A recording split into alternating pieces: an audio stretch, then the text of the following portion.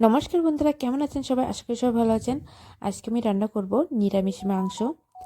আর এই মাংসটা নিরামিষ হলেও খেতে অনেকটাই মজা লাগে। আর এটা হচ্ছে কালী পুজোর প্রসাদ। আর এই মাংস রান্না করার জন্য আমি প্রথমে কয়েকটা নতুন আলু নিয়েছি, সেগুলো তেলে ভেজে নেব। আলুগুলো আমার ভেজে নেওয়া হয়ে গিয়েছে, এবার আমি এগুলো উঠিয়ে নেব।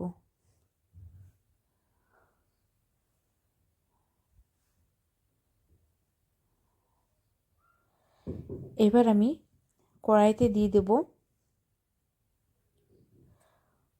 একটু দারুচিনি আর এলাচ, তারপরে দিয়ে দেব শুকনো ঝাল আর তেজপাতা।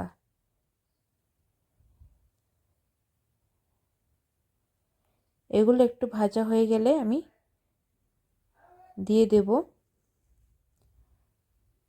আদা বাটা। এখানে কোনো পেঁয়াজ রসুন আমি ব্যবহার করব না, শুধু পেঁয়াজ রসুন ছাড়াই সমস্ত মশলা দিয়ে আমি মাংসটা রান্না করে নেব। পেঁয়াজ রসুন ছাড়া হলেও কি এই মাংসটা খেতে অনেক মজাদার লাগে।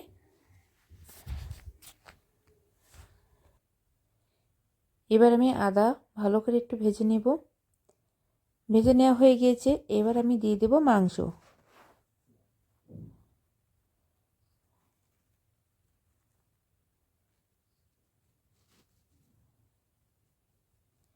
তারপর আমি দিয়ে দেব পরিমাণ মতো হলুদ, স্বাদ মতো লবণ আর শুকনো চালের গুঁড়া।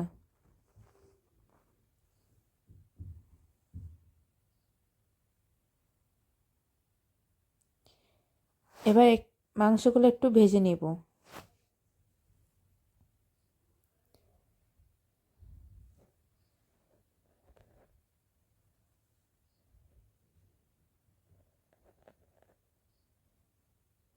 এবার আমি দিয়ে দেব 1 চামচ জিরার গুঁড়া আর 1/2 চামচ মরিচের গুঁড়া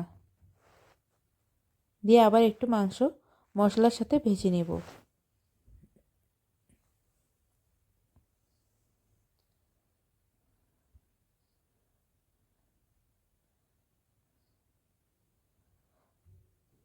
মাংসটা আমার কষানো হয়ে গিয়েছে, এবার আমি দিয়ে দেব জল। দিয়ে ভালো করে আমি একটু ফুটিয়ে রান্না করে নেব। আর একটা ঢাকনা দিয়ে ঢেকে দেবো যেন তাড়াতাড়ি মাংসটা সিদ্ধ হয়ে যায়। তারপরে অল্প অল্প করে একটু নাড়াচাড়া দিয়ে আবার একটু ঢেকে দেব। এবার আমি মাংসটা হাফ সিদ্ধ হয়ে গেলে আমি দিয়ে দিলাম ভেজে রাখা আলু, দিয়ে আবার একটু ঢেকে রান্না করে নেব।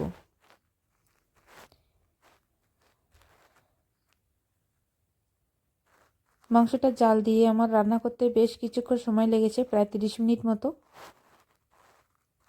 আর রান্নাটা আমার হয়ে গিয়েছে, আলু মাংস দুইটাই সিদ্ধ হয়ে গিয়েছে। এবার আমি দিয়ে দেব গরম মশলার গুঁড়া, দিয়ে একটু নাড়াচাড়া দিয়ে এটা নামিয়ে নেব।